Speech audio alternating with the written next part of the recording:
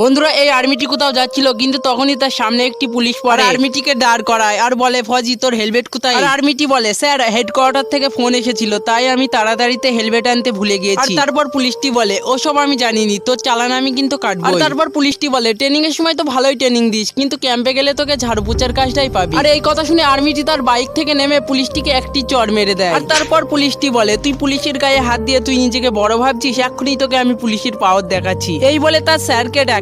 এরপর যেটি হয় সেটি দেখলে আপনিও অবাক হয়ে যাবেন। তো সেটি দেখার আগে আপনি যদি আর্মিতে একটু সম্মান করে থাকেন, এই ভিডিওতে একটি লাইক করে চ্যানেলটি সাবস্ক্রাইব অবশ্যই করবেন। আর 9 - 6 কত হয় তা কমেন্ট করে বলে যাবেন। তো ওকে বন্ধুরা, এরপর তার স্যার এসে বলে, একে আমি এক্ষুনি দেখাচ্ছি পুলিশের পাওয়ার। আর এই বলে তাকে একটি চড় মেরে দেয় আর বলে, তুই জানিস একে এ বর্ডারে আছে বলে আমি, তুই এবং পুরো দেশ সুরক্ষা আছে, তুই এর সাথে খারাপ আচরণ করছিস। তার স্যার বলে, এক্ষুনি ফজির সাথে ক্ষমা চাই। পুলিশটি আর্মিটিকে সরি বলে।